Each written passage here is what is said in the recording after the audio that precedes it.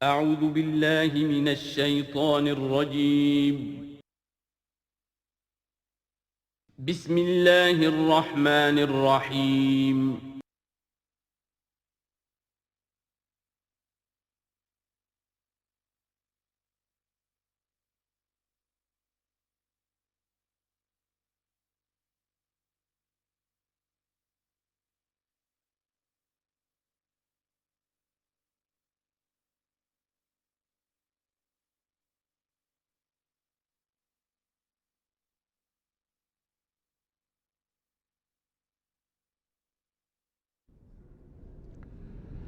بسم اللہ اولہ و آخرہ۔ پچھلی نشست میں جو گفتگو چل رہی تھی وہ فہم قرآن کے ضمن میں کچھ بنیادی اصول کہ جنہیں اگر پیش نظر رکھا جائے تو سہولت ہو جائے قرآن کے سمجھنے میں۔ 5 چیزیں بیان ہو چکی تھیں۔ نمبر 1، قرآن کا اسلوب استدلال منطقی نہیں ہے، فطری ہے، نیچرل اور خطابی ہے، انسان کو خود غور و فکر کرنے اور اپنے اندر جھانکنے کی دعوت دیتا ہے قرآن۔ ثانیاً، قرآن مجید کی آیات میں تقسیم ہے محکمات اور متشابہات، اور سورہ آل عمران میں جہاں اس کا ذکر ہے فرما دیا گیا ہے کہ اہل ایمان کا شیوہ یہ ہونا چاہیے کہ وہ محکمات پر اپنی توجہ کو مرکوز رکھیں اور متشابہات کے بارے میں اجمالی طور پر یقین رکھیں کہ اللہ کی طرف سے ہے، یقیناً حق ہے، چاہے وہ ہماری سمجھ میں آئی ہے یا نہیں آئی۔ لیکن اس میں جو ایک براڈ تقسیم ہے وہ یہ کہ آیات الاحکام سب کی سب محکمات ہیں مستقل، اور عالم غیب، عالم آخرہ، عالم برزخ، عالم ارواح، عالم ملائکہ، اس کے تمام امور مستقل طور پر متشابہات میں سے۔ البتہ ایک تیسری کیٹیگری ہے کہ جو سائنٹیفک فنومینا کے ضمن میں ہو سکتا ہے کہ ایک شے آج متشابہات میں ہو، کل وہ محکمات میں داخل ہو جائے، جبکہ انسانی علم جو ہے وہاں تک پہنچ جائے اور اس کا ادراک کر سکے۔ نمبر 3، تفسیر زیادہ تر لفظی طور پر اور نحو اور صرف سے بحث کرتی ہے، تعویل کا مقصد ہے اصل مدلول تک پہنچنے کی کوشش کرنا۔ نمبر 4، تعویل میں عام اور خاص کانٹیکسٹ میں، زمان و مکان کے خاص کانٹیکسٹ میں جب قرآن نازل ہوا تو کسی آیت کا کیا اصل مفہوم تھا جو سمجھا گیا، اس میں شان نزول کی روایات کو بھی اہمیت حاصل ہوگی۔ لیکن چونکہ قرآن مجید صرف اس دور کے لیے یا اس علاقے کے لوگوں کے لیے ہدایت نامہ بن کر نہیں آیا تھا، بلکہ پوری نوع انسانی کے لیے تا ابد الآباد، لہذا اسی میں وہ مضمر ہے، اس میں وہ ہدایت مضمر ہے۔ یہ تعویل عام کر کے آیت کے الفاظ، ان کا در و بست اور آیت کا سیاق و سباق اس کے حوالے سے، اور القرآن یفسر بعضہ بعضا کے حوالے سے یقیناً جو ہے اس میں ابدی ہدایت جو مضمر ہے وہ بھی حاصل کی جا سکتی ہے۔ نمبر 5، تذکر اور تدبر کا فرق، یہ دونوں الفاظ قرآن کے ہیں۔ تذکر کے لیے 4 مرتبہ اللہ نے سورہ قمر میں چیلنجنگ انداز میں فرمایا ہے وَلَقَدْ يَسَّرْنَا الْقُرْآنَ لِلذِّكْرِ فَهَلْ مِن مُّدَّكِرٍ، ہم نے قرآن کو ذکر کے لیے، تذکر کے لیے، ہدایت اخذ کرنے کے لیے، بنیادی نصیحت حاصل کرنے کے لیے نہایت آسان بنایا ہے۔ تو ہے کوئی جو اس سے تذکر کرنا چاہے؟ اس تذکر بالقرآن کے لیے صرف یہ کافی ہے کہ انسان عربی زبان سے اتنا واقف ہو کہ اس کا ایک براہ راست مفہوم سمجھتا چلا جائے، اور دوسری شرط لازم ہے نیت کی درستی، طلب ہدایت پیش نظر ہو، اپنے علم کی دھوس جمانا جو ہے وہ مقصود نہ ہو، تو قرآن مجید سے تذکر حاصل ہو جائے۔ تدبر کے اعتبار سے قرآن مجید مشکل ترین کتاب ہے، بلکہ میں نے اس وقت ایک غلط لفظ استعمال کر دیا تھا، دنیا کی مشکل ترین، یہ دنیا کی کتاب ہے ہی نہیں، یہ تو مشکل ترین کتاب ہے، بہی معنی کہ اللہ تعالیٰ کے علم کامل سے اس کا نزول ہوا ہے، اس علم کا احاطہ کسی انسان کے لیے ممکن نہیں ہے۔ اسی طرح یہ قرآن ایک ایسے سمندر کے مانند ہے جس کا نہ کوئی کنارہ ہے اور نہ ہی اس کی کوئی تہہ ہے۔ اس میں پوری زندگیاں کھپانے کے باوجود بھی افلا یتدبرون القرآن، تدبر، لیدبروا آیاتہ ولیتذکر اولو الالباب، یہ دو اصطلاحات خود قرآن کی ہیں۔ میرا جو کتابچہ ہے مسلمانوں پر قرآن مجید کے حقوق، اس میں میں نے ان پر تفصیل سے بحث کی۔ نمبر 6، دو اعتبارات سے قرآن مجید پر غور کرنے والے کا ایٹیچیوڈ ایک دوسرے سے بالکل متضاد ہوگا۔ احکام کے حوالے سے ایک طالب علم کا رخ پیچھے کی طرف ہونا چاہیے، اسلاف نے کیا سمجھا، ان سے پہلوں نے کیا سمجھا، ان سے پہلوں نے کیا سمجھا، صحابہ نے کیا سمجھا، یہاں تک کہ اپنے آپ کو محمد الرسول اللہ کے قدموں میں پہنچا دیجیے۔ دین کا عملی پہلو، حلال اور حرام، جائز و ناجائز، یہ چیزیں آپ کو، یہ نہیں کہ آپ کو نئے زمانے کی وہ جو بھی ریسرچ ہو اس کے حوالے سے اور نئے زمانے کے سائنسی جو حقائق ہیں ان کے حوالے سے بات کریں۔ دوڑ پیچھے کی طرف ہے گردش ایام تو، پیچھے سے پیچھے، پیچھے سے پیچھے، یہاں تک کہ مصطفیٰ برسا خیش را کے دی ہما اوست اگر بہو نہ رسیدی تمام بولا۔ لیکن حکمت، سائنس، اس کے حوالے سے آگے بڑھیے، آگے سے آگے بڑھیے۔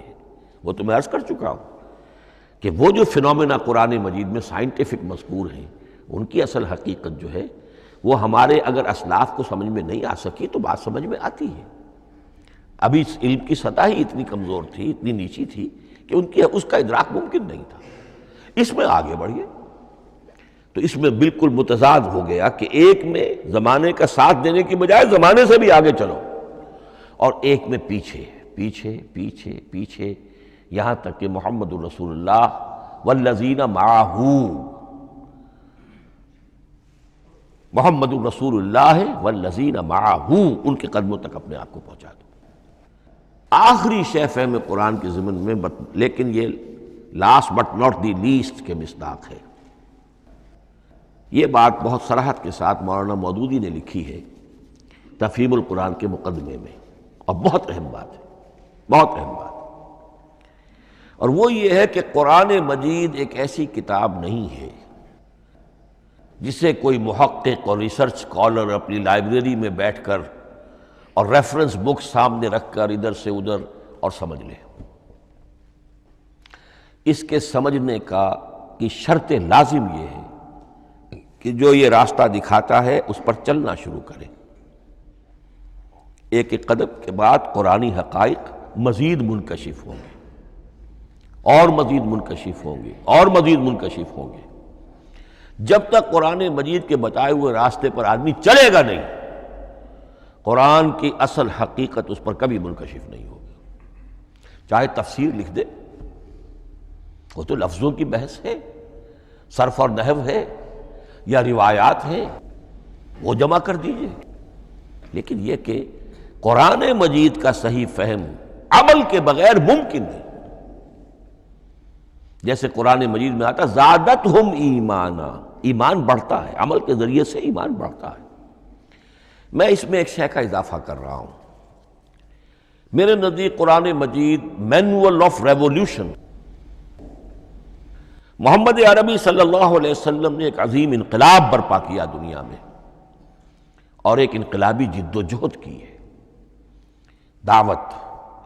دعوت کے قبول کرنے والوں کو منظم کرنا، ان میں سم و طاعت کی عادت پیدا کرنا، پھر ان میں تن من دھن قربان کرنے کا جذبہ پیدا کرنا، پھر ان کا تزکیہ کرنا، ان کی تربیت، پھر جب وہ تیار ہو جائیں تو باطل سے ٹکر، اور اس میں پھر جہاد اور قتال کے مراحل، تاکہ انقلاب آ گیا، اور یہ کہ جاء الحق وزہق الباطل ان الباطل کان زہوقا۔ اس جد و جہد کے ہر مرحلے پر قرآن نازل ہو رہا ہے، جو اس مرحلے کے جو مسائل ہیں، جو اس مرحلے کے پرابلمز ہیں، جو اس مرحلے کی مشکلات ہیں، ان سے بحث کر رہا ہے۔ اب اگر کوئی فرد یا کوئی گروہ اس پروسیس میں وہ داخل ہی نہیں، وہ سمجھ ہی نہیں سکتا کہ یہ جو بات کہی جا رہی ہے اس کا اصل محل کیا ہے، مقام کیا ہے، کیوں کہی جا رہی ہے۔ وہ تو جب اسی قسم کی انقلابی جد و جہد میں کوئی خود مبتلا ہوگا تو اسے معلوم ہوگا یہ تھی وہ مشکل، یا یہ تھا وہ مسئلہ، یا یہ تھا وہ مرحلہ جو اس وقت کی جو جد و جہد تھی محمد الرسول اللہ والذین معہ کی، کہ اس وقت یہ آیات نازل ہوئی۔ اس طریقے سے مینول آف ریولوشن میں کہا کرتا ہوں، چونکہ ہماری جو طب کی تعلیم ہوتی ہے ان میں مینول آف ڈسیکشن سب سے پہلے جو ہے اناٹومی پڑھائی جاتی ہے اور ڈیڈ باڈی کی ڈسیکشن ہوتی ہے، تو مینول آف ڈسیکشن جو ہے وہ پہلی کتاب ہوتی ہے جو ہمیں ملتی ہے۔ یہ ہوتا ہے، بتایا جاتا ہے یہاں ذرا شکاف دو اور یہ کھال کو کاٹو، اس کے اندر تمہیں یہ نظر آئے گا، یہ فیشیا ہے، پھر اسے اس کے اندر ایک اور شگاف دو، یہ نظر آئے گا۔ بالکل اسی طریقے سے قرآن مجید کی انگلی پکڑ کر اگر آپ چلیں گے تو پھر درجہ بدرجہ قرآن آپ پر منکشف ہوتا چلا جائے گا۔ اور اگر آپ نے اسے صرف ایک اکیڈمک ایکسرسائز بنا لیا، ایک علمی بات ہے، اس سے آگے کچھ نہیں، تو قرآن مجید کا جو اصل لب لباب ہے، جو اصل اس کا جوہر ہے، وہ کبھی منکشف نہیں ہوگا۔ اب آئیے ایک اہم موضوع، اعجاز قرآن کے وجوہ کیا ہیں۔ پہلی بات تو یہ سمجھ لیجئے کہ قرآن مجید کی حقانیت پر بنیادی طور پر دو قسم کی دلیلیں ہیں۔ ایک دلیل خارجی ہے،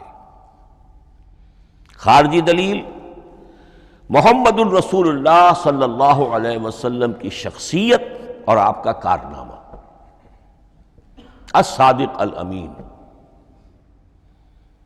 قد لبثت فیکم عمرا، میں تمہارے مابین ایک عمر گزار چکا ہوں، تم نے مجھے دیکھا، میرا کردار دیکھا، تم نے خود مجھے الصادق اور الامین کا جو ہے خطاب دیا، تو خود حضور کی شخصیت دلیل ہے قرآن مجید کی حقانیت پر۔ اس اعتبار سے ایک مضمون بہت اہم ہے، اور وہ یہ کہ قرآن اور محمد صلی اللہ علیہ وسلم اس طرح ایک دوسرے کے ساتھ جڑے ہوئے ہیں، گتھے ہوئے ہیں، ایک وحدت بن گئے ہیں، ایک آرگینک ہول بن گئے ہیں، کہ ایک دوسرے کے لیے شاہد بھی ہے اور ایک دوسرے کے لیے کمپلیمنٹری بھی ہے، جس کے لیے میں دو مقامات سے استشہاد کروں گا۔ سورہ بینہ میں فرمایا لم یکن الذین کفروا من اہل الکتاب والمشرکین منفکین حتی تأتیہم البینہ، اہل کتاب میں سے اور کفار میں سے، مشرکین میں سے جو لوگ جنہوں نے کہ کفر کیا تھا، وہ علیحدہ نہیں کیے جا سکتے تھے جب تک کہ بینہ نہ آ جاتی۔ اب بینہ کیا ہے؟ رسول من اللہ یتلو صحفا مطہرۃ فیہا کتب قیمہ، بینہ دو چیزوں سے مل کر بنی، رسول من اللہ یتلو صحفا مطہرۃ فیہا کتب قیمہ، رسول اور قرآن مل کر بینہ ہے، رسول کی شخصیت بین ہے، اور یہ قرآن مجید کے لیے دلیل ہے۔ دوسری طرف قرآن مجید محمد کی رسالت کا ثبوت ہے، جیسے کہ آپ دیکھتے ہیں یاسین والقرآن الحکیم انک لمن المرسلین، والقرآن الحکیم، قسم ہے اس قرآن حکیم کی، یعنی یہ قرآن حکیم گواہ ہے، شاہد عادل ہے کہ اے محمد آپ اللہ کے رسول ہیں۔ محمد کی شخصیت، حقانیت قرآن پر دلیل، قرآن محمد کی رسالت پر دلیل، ایک دوسرے کے شاہد۔ دوسرا مقام سورہ طلاق کا ہے، قد انزل الیکم ذکرا، دیکھو لوگو اللہ نے تمہارے لیے یاد دہانی ذکر نازل کر دیا ہے۔ وہ یاد دہانی کیا ہے؟ رسولا یتلو علیکم آیات اللہ مبینات، اللہ کا ایک رسول جو تمہیں پڑھ کر سنا رہا ہے اللہ کی آیات بینات۔ یہ دونوں چیزیں مل کر بینہ بنا، دونوں چیزیں مل کر ذکرا بنا۔ اس حوالے سے یہ دونوں چیزیں ایک دوسرے کے ساتھ یوں سمجھیے کہ اس طریقے سے گتھی ہوئی ہیں دونوں حقیقتیں، اس طرح جمع ہیں کہ ایک دوسرے سے جدا نہیں کی جا سکتی۔ اگلی بات یہ سمجھیے کہ قرآن مجید محمد الرسول اللہ کا اصل معجزہ، بلکہ اس سے آگے بڑھ کر ایک لفظ استعمال کروں گا، واحد معجزہ ہے۔ آپ شاید حیران ہو کہ اور بھی تو معجزات بیان ہوتے ہیں حضور کے، لیکن میری بات سمجھیے، غور کیجیے۔ ان واقعات سے مجھے انکار نہیں ہے، لیکن جو بات میں کہنا چاہتا ہوں اس کو اچھی طرح سمجھیے۔ معجزہ کہتے کسے ہیں؟ معجزہ عاجز کر دینے والی شے۔ اس معجزے میں دو چیزیں ہونی لازم ہیں، دعویٰ اور تحدی، چیلنج۔ جب کہ کوئی خرق عادت کوئی شے پیدا ہو جائے، خرق عادت اسے کہتے ہیں کہ فزیکل لا ایک ہے، پانی، واٹر کیپس اٹس سرفیس، حضرت موسیٰ کا عصا اس پر لگا اور سمندر پھٹ گیا، خرق عادت ہے، یعنی جو عادی قانون ہے، عام طور پر جو قوانین طبعیہ ہیں ان کا پھٹ جانا، ختم ہو جانا، ٹوٹ جانا، اور کسی حقیقت کا اس میں سے ظاہر ہو جانا جو ان فزیکل لاز کے خلاف۔ آگ کے بارے میں قانون کیا ہے؟ وہ جلاتی ہے، لیکن یہ کہ یہ معجزہ ہے، یہ خرق عادت ہے کہ حضرت ابراہیم آگ میں ڈالے گئے، اس نے نہیں جلایا، یا نارو کونی بردن و سلام علی ابراہیم۔ تو خرق عادت کو اب دو قسموں میں آپ سمجھیے۔ ایک خرق عادت وہ ہے جو دعوے کے ساتھ پیش کیا جائے، اپنی صداقت، اپنی رسالت کی حقانیت اور صداقت کے ثبوت کے طور پر، اور اس میں چیلنج کیا جائے کہ آؤ مقابلہ کر لو۔ وہ اس رسول کا اصل معجزہ ہوتا ہے۔ ایک خرق عادت وہ ہے جو اللہ تعالیٰ اپنے نیک بندوں کی بزرگی کو ظاہر کرنے کے لیے، غیر انبیاء کے لیے بھی کرامات جنہیں ہم کہتے ہیں ہو جاتی ہے۔ بہت سے صحابہ سے وہ کرامات ثابت ہیں۔ حضرت عمر رضی اللہ تعالی عنہ کو شام کا میدان جنگ دکھا دیا گیا، یا ساریۃ الی الجبل کے الفاظ آپ نے فرمائے۔ ابھی تو ٹیلی ویژن کہیں نہیں تھا، ابھی یہ سارے وسائل و ذرائع موجود نہیں تھے، یہ خرق عادت ہے۔ غیر نبی کے لیے اسے ہم کہیں گے کہ یہ کرامات ہے۔ نبی کے لیے لفظ معجزہ اختیار کر لیا جاتا ہے، لیکن معجزہ اس کو نہیں کہنا چاہیے، اصل میں یہ بھی نبی کے لیے کرامات کے درجے کی شے ہے جو اس سے بلند ہے۔ معجزہ وہ ہے جسے کوئی نبی دلیل کے طور پر پیش کرے اور اس پر چیلنج کرے کہ آؤ اور مقابلہ کرو۔ مثلا حضرت موسیٰ علیہ السلام کو دو معجزے دیے گئے، اور اس میں سے جو سانپ بن جانا تھا لاٹھی کا، وہ معجزہ ہے جس پر چیلنج بھی آیا اور ساحروں سے مقابلہ بھی کیا، اور ساحر شکست کھا گئے، عاجز آ گئے۔ القی السحرۃ ساجدین، وہ سارے جادوگر جو ہیں فوری طور پر بے اختیار سجدے میں گر گئے۔ آمنا برب موسیٰ و ہارون، ہم ایمان لے آئے موسیٰ اور ہارون کے رب پر۔ یہ معجزہ ہے۔ اس معنی میں محمد الرسول اللہ صلی اللہ علیہ وسلم کا معجزہ صرف قرآن حکیم۔ قرآن مجید میں آپ سورہ انعام میں بھی دیکھیں گے بہت ہی شدت کے ساتھ، سورہ بنی اسرائیل میں دیکھیں گے بڑی تفصیل کے ساتھ معجزے طلب کیے گئے۔ آپ اس مکے کی سرزمین میں ابھی ہمارے دیکھتے ہی دیکھتے چشمہ نکال دیجئے، ہم مان لیں گے آپ اللہ کے رسول ہیں۔ آپ ہماری نگاہوں کے سامنے آسمان پر چڑھ کر دکھائیے، پھر وہاں سے کتاب لے کر اتریے، پھر ہم سمجھ لیں گے آپ اللہ کے رسول ہیں۔ آپ کے لیے چشم زدن میں کوئی محل سونے کا چاندی کا تیار ہو جائے، مان لیں گے آپ کو اللہ کے رسول ہیں۔ آپ اس بے آب و گیا وادی میں فوراً ایک باغ جو ہے اپنے لیے بنا کے دکھا دیں، مان لیں گے کہ آپ اللہ کے رسول ہیں۔ ایسے تمام مطالبات پر اللہ تعالیٰ کی طرف سے کوڑا جواب ملا، اللہ اس قسم کی کوئی شے نہیں دکھائے گا۔ بلکہ سورہ انعام جب ہم پڑھیں گے وہاں تو بہت ہی واقعہ یہ ہے کہ اس کو پڑھ کر رقت طاری ہوتی ہے کہ ایک موقع پر ایسا محسوس ہوتا ہے کہ حضور صلی اللہ علیہ وسلم کی طبیعت مبارکہ میں یہ خیال پیدا ہو گیا کہ اللہ کو ایسی شے ان کو دکھائی دی جائے تاکہ چپ تو ہو جائے، نہ بھی مانیں گے چپ تو ہوں گے، ورنہ تو عوام کے سامنے ان کی دلیل مجھ پر قائم ہو رہی ہے کہ بھائی یہ رسالت کے مدعی ہے، ہم کہتے ہیں معجزہ دکھاؤ، معجزہ نہیں دکھاتے، تو پوزیشن میری جو ہے کمزور ہو رہی ہے۔ وہاں جس انداز میں اللہ نے کہا ہے، ہرگز نہیں، اے نبی اگر آپ کے اختیار میں ہے تو کہیں آسمان پر سیڑھی لگا لیجئے، یا زمین میں سرنگ لگا کے کوئی معجزہ لا سکتے ہو تو لے آئیے، ہم نہیں دکھائیں گے۔ لقت طاری ہوتی ہے۔ تو حضور کا معجزہ اس معنی میں صرف ایک ہے اور وہ قرآن ہے۔ اچھا، اس کے لیے کیسے کیسے چیلنج کیے گئے؟ ام یقولون تقولہ بل لا یؤمنون فلیاتوا بحدیث مثلہ ان کانوا صادقین، سورۃ الطور۔ کیا ان لوگوں کا کہنا یہ ہے کہ یہ کلام خود محمد نے موضوع کر لیا ہے صلی اللہ علیہ وسلم؟ تو اگر ایسی بات ہے تو وہ بھی ایسا ہی کلام پیش کر دیں۔ تحدی، اس چیلنج کو کوئی قبول نہیں کر سکا۔ کم سے کم اس شرافت کا اقرار کرنا پڑتا ہے کہ اس وقت کی عرب قوم میں یہ شرافت تھی کہ کسی نے اٹیمپٹ بھی نہیں کی، ورنہ کوئی شخص الٹی سیدھی عبارت لکھ کر لے آتا اور کھڑا ہو کر کہہ دیتا کہ ٹھیک میں کہتا ہوں یہ ہے، یہ قرآن کی طرح کا کلام ہے۔ نہیں، کسی نے نہیں کیا۔ تاریخ یہ بتاتی ہے کہ اس تحدی کا کوئی کسی نے قبول نہیں کیا۔ اسی طرح فرمایا سورہ بنی اسرائیل میں قُلْ لَئِنِ اجْتَمَعَتِ الْإِنسُ وَالْجِنُّ عَلَىٰ أَن يَأْتُوا بِمِثْلِ هَٰذَا الْقُرْآنِ لَا يَأْتُونَ بِمِثْلِهِ وَلَوْ كَانَ بَعْضُهُمْ لِبَعْضٍ ظَهِيرًا۔ چیلنج ہے، اے نبی کہہ دیجئے اگر تمام انسان، تمام جن مل کر بھی چاہیں کہ ایسی کوئی کتاب وہ مرتب کر لے، نہیں کر سکیں گے، چاہے وہ سب کے سب ایک دوسرے کی مدد کریں۔ ہے کہ نہیں چیلنج؟ اسی طریقے سے سورہ ہود میں فرمایا، اب اس کو کہتے ہیں برسبیل تنزل، پوری کتاب نہیں لا سکتے قرآن جیسی، چلو تو 10 سورتیں ہی لے آؤ۔ قُلْ فَأْتُوا بِعَشْرِ سُوَرٍ مِثْلَهُ مُفْتَرَيَاتٍ، اے کہیے اے نبی، سورہ ہود کی آیت نمبر 13 ہے، اس جیسی کوئی 10 سورتیں ہی لے آؤ۔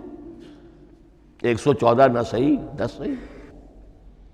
یہ بھی نہیں ہوا تو برسبیل تنزل اور سورہ یونس میں فرمایا قُلْ فَأْتُوا بِسُورَةٍ مِّن مِثْلِهِ، ایک سورت ہی لے آؤ۔ اور اسی کو سورہ بقرہ کے 30 رکوع میں دہرایا گیا، وَإِن كُنتُمْ فِي رَيْبٍ مِّمَّا نَزَّلْنَا عَلَىٰ عَبْدِنَا فَأْتُوا بِسُورَةٍ مِّن مِّثْلِهِ وَادْعُوا شُهَدَاءَكُم مِّن دُونِ اللَّهِ إِن كُنتُمْ صَادِقِينَ۔ لیکن نوٹ کر لیجئے کہ کسی نے یہ جرأت نہیں کی، نہ قرآن کے اس دعوے کو چیلنج کیا، نہ کسی نے مقابلے کی کوشش کی، نہ کوئی اپنی کوئی تصنیف و تالیف یا اپنا کوئی کمپوزیشن لا کر اور یہ دعویٰ کر کے کھڑا ہوا کہ جمع کر لیجئے، منصف بلا لیجئے، کوئی کمیشن بٹھا لیجئے، میرا یہ کلام بھی بالکل ہم وزن ہے اس کلام کے۔ نہیں۔ اب ہمیں دیکھنا یہ ہے کہ وجوہ اعجاز قرآن مجید کے کیا کیا ہیں۔ معجزہ تو یہ ہے، حضور کا اصل معجزہ یہ ہے، لیکن معجزہ کس کس پہلو سے ہے؟ یہ ایک ایسا موضوع ہے کہ جس پر پوری تصانیف لکھی گئی ہیں۔ وجوہ الاعجاز، وجوہ اعجاز القرآن، قرآن کے معجزہ ہونے کے کون کون سے پہلو ہیں۔ اس کا واقعہ یہ ہے کہ احسان ناممکن ہے، اور جیسے جیسے زمانہ آگے بڑھے گا اس کے اور پہلو واضح ہوتے جائیں گے۔ سنوریہم آیاتنا فی الآفاق وفی انفسہم حتی یتبین لہم انہ الحق۔ لیکن یہ کہ کس کس پہلو سے یہ معجزہ ہے، چند موٹی موٹی باتیں ضرور سمجھ لیجئے۔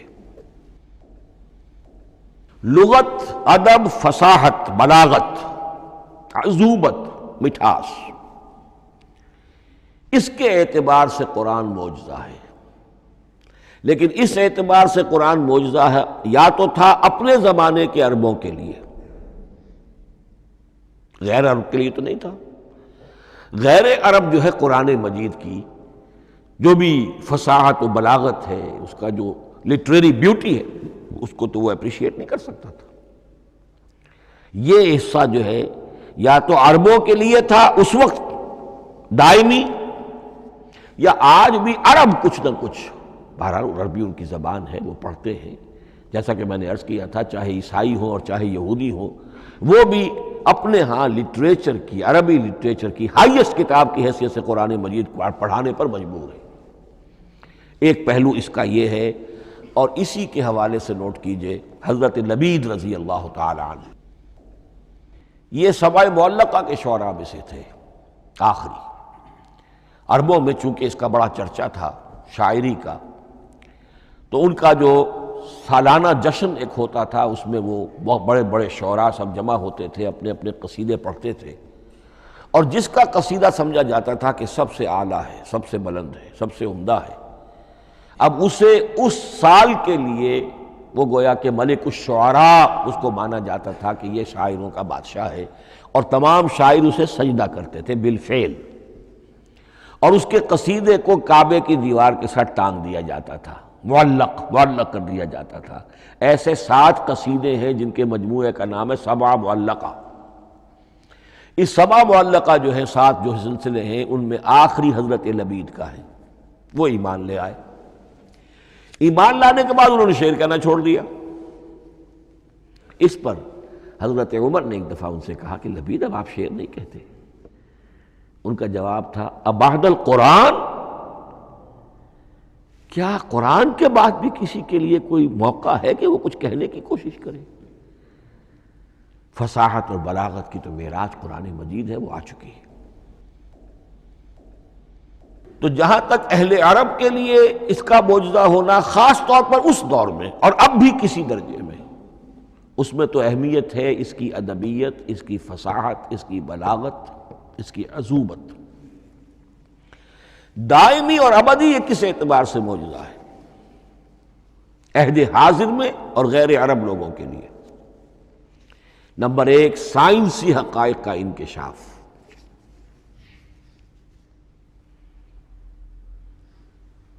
جس طریقے سے کہ یہ سائنسی حقائق منکشف ہوتے چلے جا رہے ہیں ابدی طور پر، میں ڈاکٹر مورس بکائی کا حوالہ دے چکا ہوں اور پروفیسر ڈاکٹر کیتھل مور کا حوالہ دے چکا ہوں، ان کو ذہن میں رکھیے۔ سنریہم آیاتنا فی الآفاق وفی انفسہم حتی یتبین لہم انہ الحق۔ نمبر 2، حضور کا وہ کارنامہ کہ آپ نے ایک عظیم انقلاب برپا کر کے دکھایا اور وہ نظام قائم کر کے دکھایا کہ جس سے بہتر، جس سے عادلانہ، جس سے زیادہ منصفانہ کوئی نظام دنیا میں نہ آج تک قائم ہوا ہے اور نہ اس کی کوئی دوسری نظیر پیش کی جا سکتی۔ یہ ہے سب سے بڑا معجزہ، اور معجزہ ہوا قرآن سے۔ اتر کر حرا سے سوئے قوم آیا اور ایک نسخہ کیمیا ساتھ لایا۔ یہ سارا معجزہ، جیسا کہ میں نے شروع میں عرض کیا ہے، محمد اور قرآن دونوں مل کر بینہ بھی ہے تو رسول من اللہ یتلو صحفا مطہرۃ فیہا کتب قیمہ، اور قد انزل الیکم ذکرا رسولا یتلو علیکم آیات اللہ المبینات۔ یہ معجزہ جو ہے جس کے حوالے سے دنیا میں بڑی بڑی شخصیات نے شہادت دی۔ ایم این رائے اس صدی کا ایک بہت بڑا انقلابی شخص، کمیونسٹ انٹرنیشنل کا رکن، اس صدی کی ابتدا میں جو شورا تھا، جو غلغلہ تھا، جو ولولہ تھا بولشوک ریولوشن کا، اور جو دنیا کے اندر ایک دھوم مچ گئی تھی، اس کو ذہن میں رکھیے۔ اور اس میں کمیونسٹ انٹرنیشنل کا رکن ایم این رائے، 1920 میں اس نے لاہور میں ایک خطبہ دیا تھا، ہسٹوریکل رول آف اسلام، اور اس نے کہا تھا تاریخ انسانی کا عظیم ترین انقلاب وہ ہے کہ جو محمد نے برپا کیا صلی اللہ علیہ وسلم۔ آج بھی یہ کتاب بھارت میں چھپتی ہے، بامبے کا ایک پبلشر شائع کرتا ہے، historical role of Islam by M N Roy. پھر آگے چلیے، ایچ جی ویلز اگرچہ انتہائی رقیق حملے کرتا ہے حضور کی زندگی کے بعض پہلوؤں پر، جیسے رشدی نے کیے ہیں یا جیسے تسلیمہ نسرین ایک بنگالی خاتون نے کیے ہیں، اسی طرح کے حملے کیے اس نے بھی۔ اور یہ اس لیے بتا رہا ہوں کہ یہ اسٹیبلش ہو جائے کہ وہ دوست نہیں ہے، دشمن ہے۔ عربی کا ایک مقولہ یہ ہے کہ الفضل ما شہدت بہ الاعداء، اصل فضیلت تو اس شے کی ہے جس کی گواہی دشمن دے۔ دوست تو تعریف کریں گے، قابل تعریف شے کی بھی تعریف کریں گے، بڑھ چڑھ کر کریں گے۔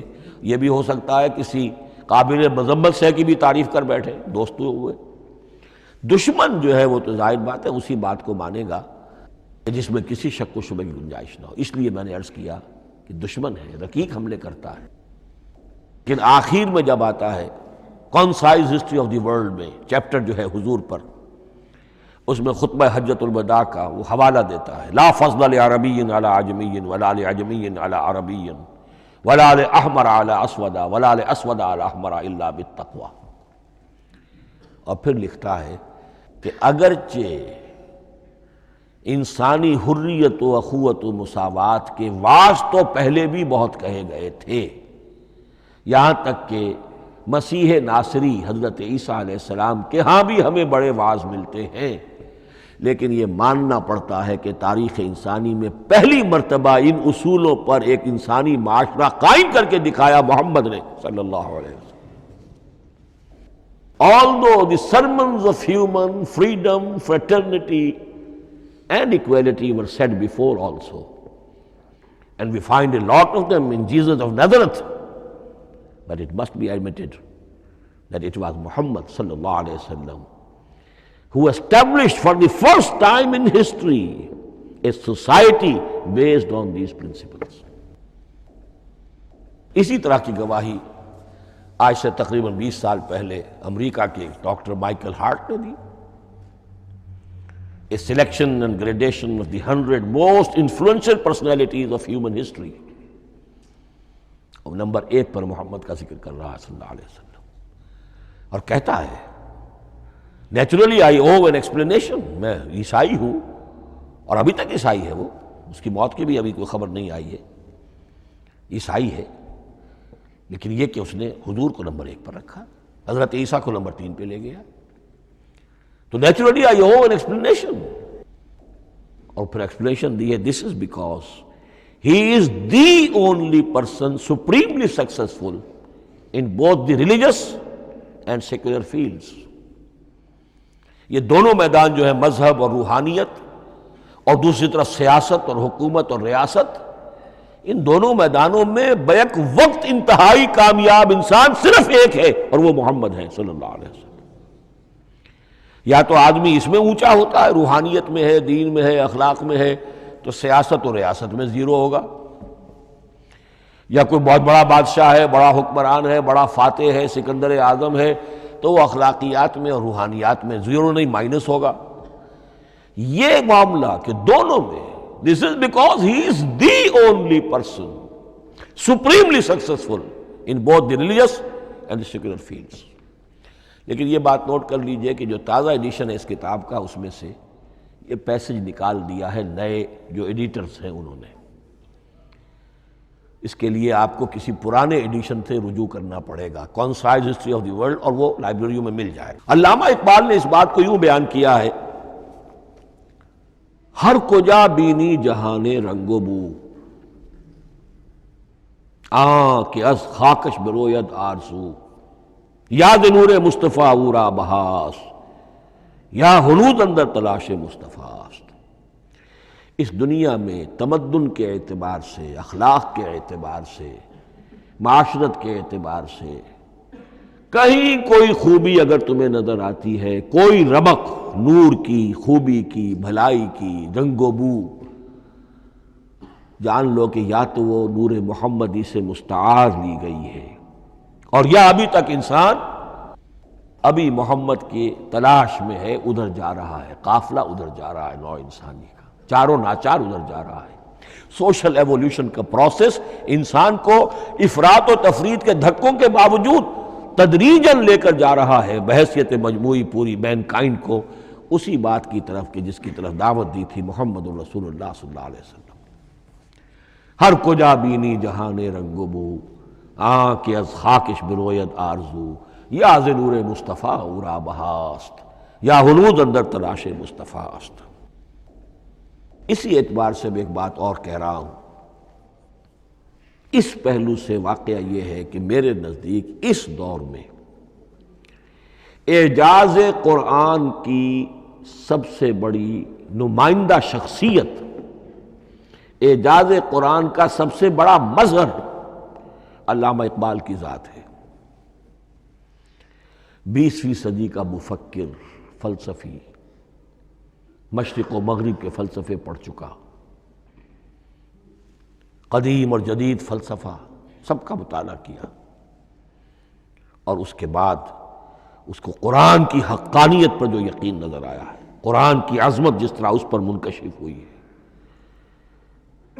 وہ واقعہ یہ ہے کہ مجھے کم سے کم اپنی محدود معلومات کی حد تک عظمت قرآن کا وہ انکشاف کسی دوسرے شخص پر نظر نہیں آتا. انہوں نے جس طریقے سے مرثیے کہے ہیں کہ مسلمان قوم نے کس طرح قرآن کو چھوڑا ہوا ہے، واعظ ہے تو قرآن سے نہیں، کہیں اور سے۔ تربیت اور تزکیہ نفس ہے تو اس کا تعلق قرآن سے نہیں، وہ بھی کچھ اور مستعار چیزیں ادھر سے ادھر سے لے لی ہیں۔ فلسفے ہیں تو کہیں اور سے لے لیے ہیں، قرآن سے حکمت جو ہے وہ اخذ نہیں کی گئی ہے۔ کیسے کیسے انہوں نے عظمت قرآن کا جو انکشاف ان پر ہوا اس کی تعبیر کی ہے۔ کتاب زندہ قرآن حکیم، حکمت او لا یزا نست و قدیم، حرف اورا ریب نئے، تبدیل نئے، آیا شرمندہ تعویل نئے، فاش گویا ماچے در دل مضمر است، یہ کتابیں نیز چیزیں دیگر است، مثل حق پنہاؤ ہم پیداستو، زندہ و پائندہ و گویاستو، چون بجاں در رفت جہاں دیگر شود، جہاں چو دیگر شد جہاں دیگر شود۔ میں اس میں خاص طور پر دو اشعار آپ کو اس وقت سنانا چاہتا ہوں۔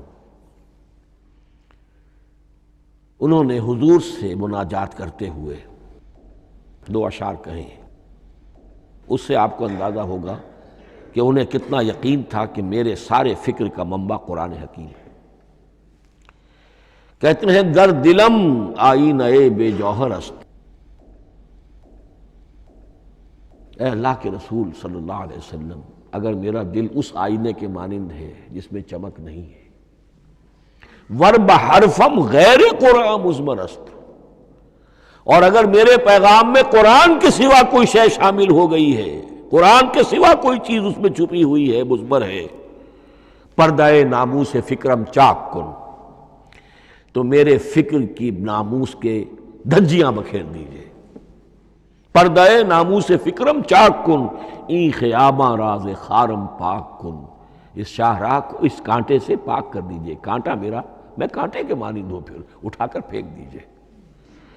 روز محشر خار و رسوا کن مرا، بے نصیب از بوسہ پاک کن مرا، قیامت کے دن مجھے ذلیل و خوار کیجیے گا اور اپنے قدموں، اپنے پائے مبارک کا بوسہ لینے سے محروم کر دیجیے گا۔ یہ اتنی بڑی بد دعا جو اقبال اپنے آپ کو دے رہا ہے، تو کس قدر یقین اسے حاصل ہے کہ اس نے قرآن کی ترجمانی کی ہے۔ اب آئیے، بہت چھوٹے چھوٹے دو اور مضمون ہیں۔ قرآن حبل اللہ ہے، اس کے کیا معنی ہے؟ حبل رسی کو کہتے ہیں، اللہ کی رسی۔ حبل من مسد، سورہ لہب میں یہ لفظ آیا ہے۔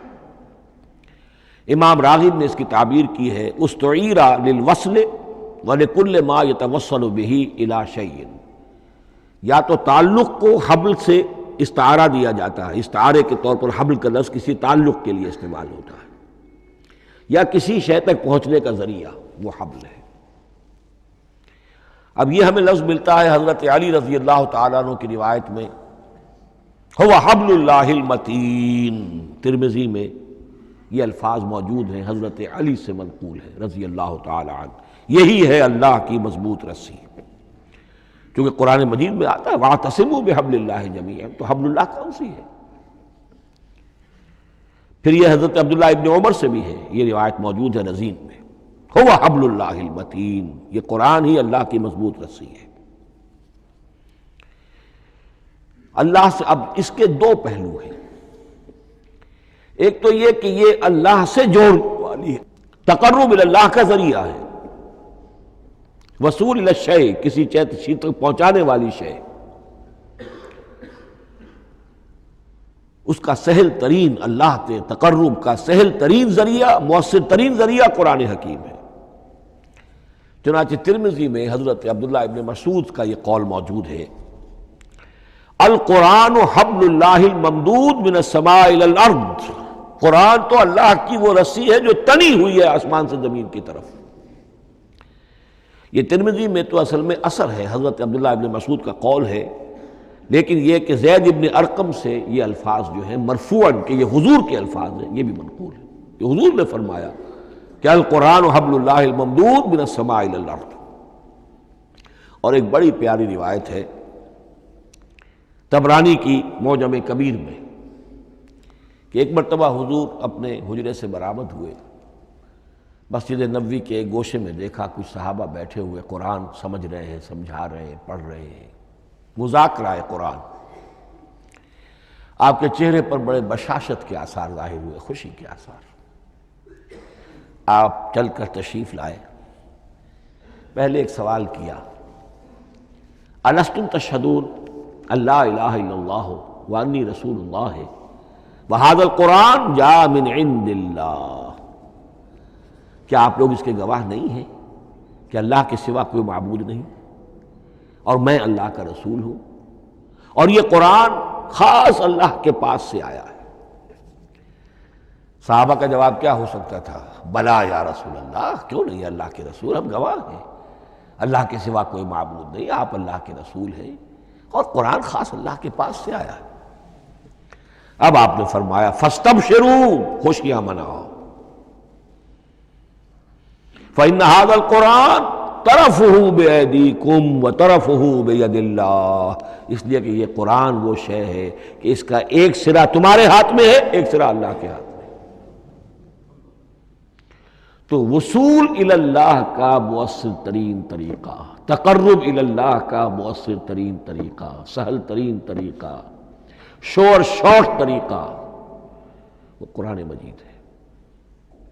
اس اعتبار سے بھی کہ ہے ہی اللہ کی صفت، یہ ہم بحث کر چکے ہیں پہلے، اللہ کا کلام ہے، کلام صفت ہوتی ہے، اور صفت لا عین ولا غیر، یہ قرآن اللہ کا غیر نہیں ہے،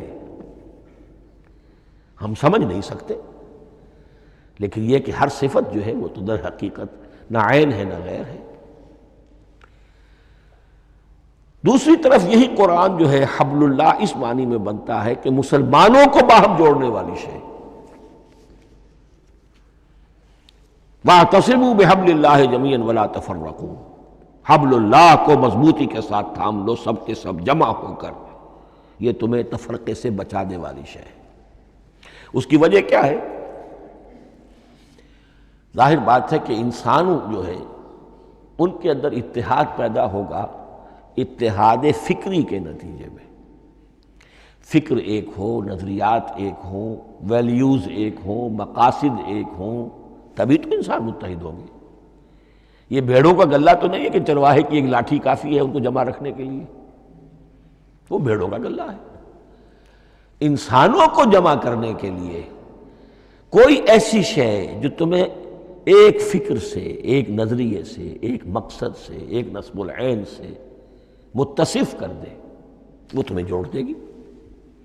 اور قرآن وہ شے ہے جو ایک فکر دیتا ہے، ایک خیال دیتا ہے، ایک نظریہ دیتا ہے، ایک عقیدہ دیتا ہے، ایک مقصد دیتا ہے، ایک نصب العین دیتا ہے، اللہ کے لیے جینا، اللہ کے لیے مرنا، ان صلاتی و نسکی و محیایا و مماتی للہ رب العالمین، ایک آئیڈیل دیتا ہے محمد الرسول اللہ کی شکل میں، لقد کان لکم فی رسول اللہ اسوۃ حسنہ۔ اب قرآن وہ چیز ہے کہ جو تمہیں آپس میں جوڑتی چلی جائے گی، تمہارے درمیان اتحاد پیدا ہو جائے گی۔ آخری چیز، مسلمانوں پر قرآن مجید کے حقوق کیا ہیں؟ یہ صرف اشارہ کروں گا اس لیے کہ اس پر میرا کتابچہ موجود ہے، اور اس کتابچے کو اللہ تعالیٰ نے بہت قبول عام عطا فرمایا۔ اس کا انگریزی ترجمہ کیا ایک صاحب نے، از خود کیا، خود ہی ٹائپ کیا، خود ہی چھپوایا۔ عربی ترجمہ ایک صاحب نے کیا، خود کیا۔ فارسی ترجمہ ایک صاحب نے کیا، خود کیا، بغیر کسی معاوضے کے۔ ملیشیا میں وہ چھپ چکا ہے، لاکھوں کی تعداد میں عام ہو چکا ہے۔ پھر میں نے ایک موقع پر 1970 میں رمضان مبارک کے دوران آخری عشرے میں مولانا بن نوری رحمۃ اللہ علیہ تشریف لائے ہوئے تھے مدینہ منورہ، اور میں نے بھی وہ پورا رمضان مبارک اس سال وہیں کیا تھا۔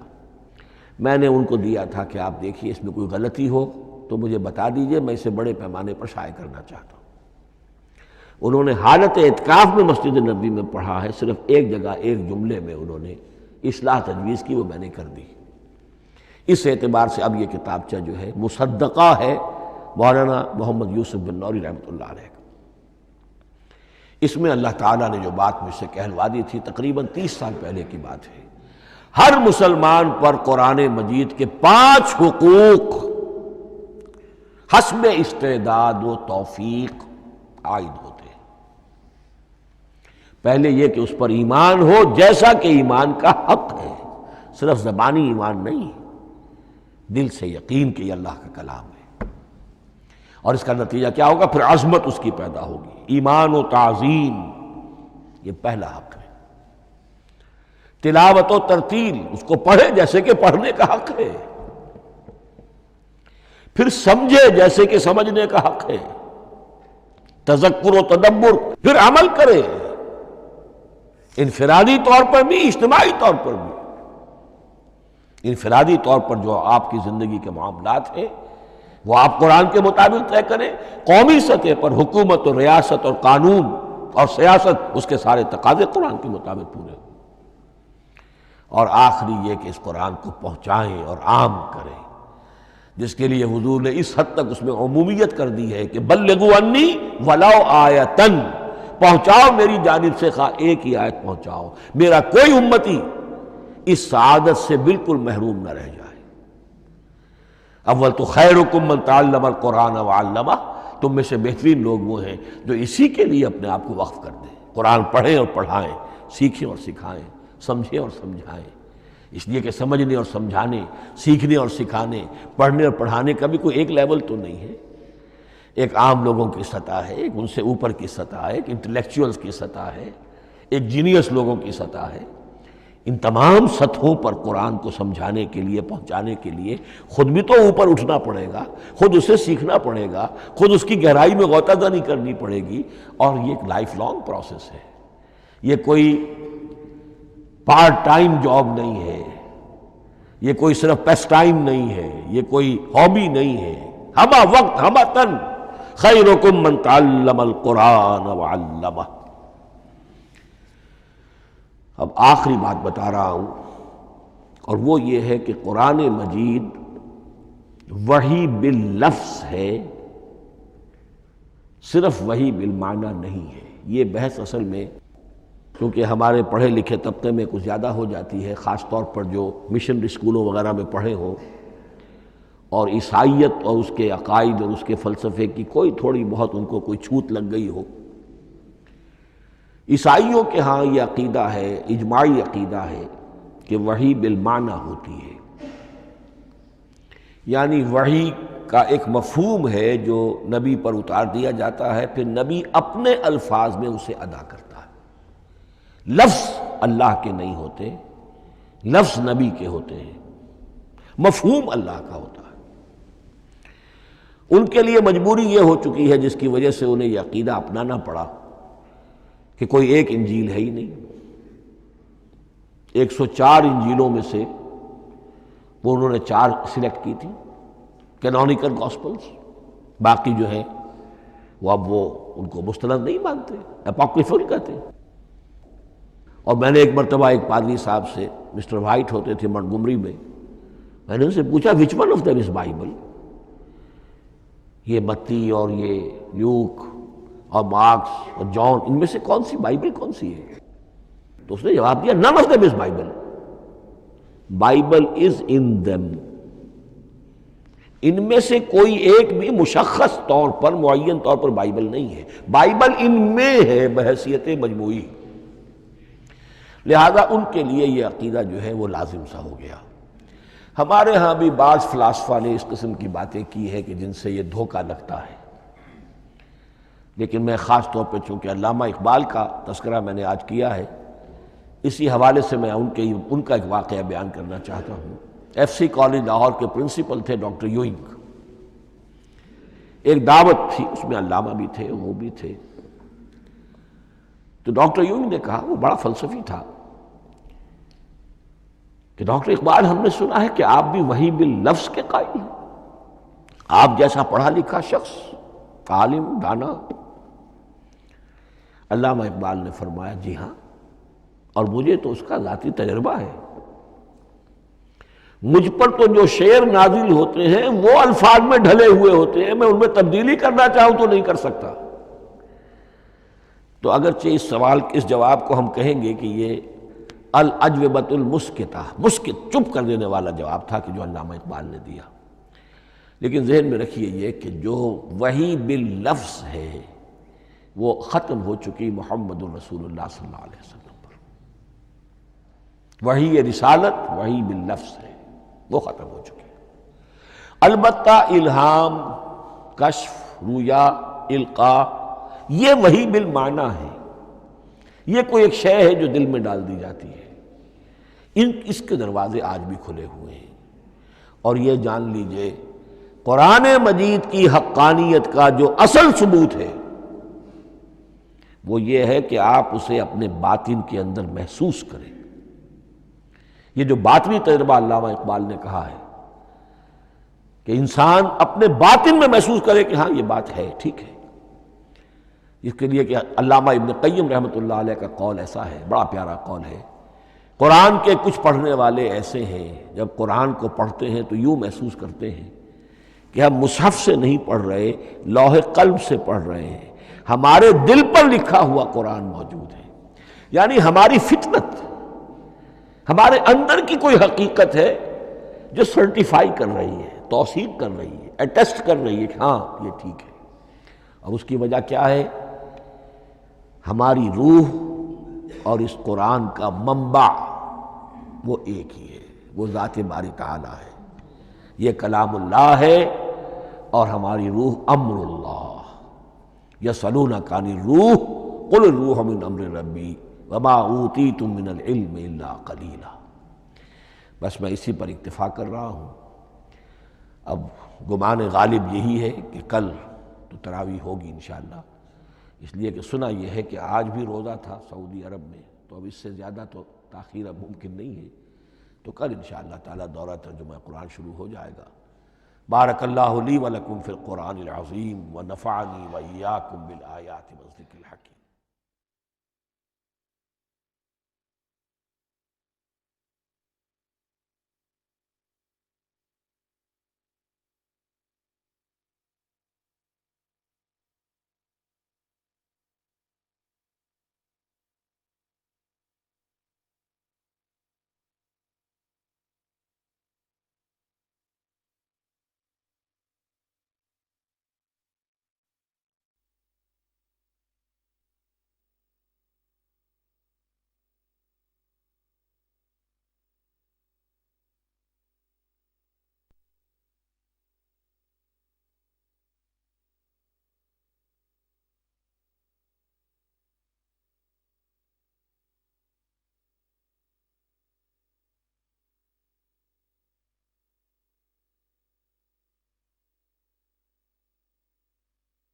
أعوذ بالله من الشيطان الرجيم.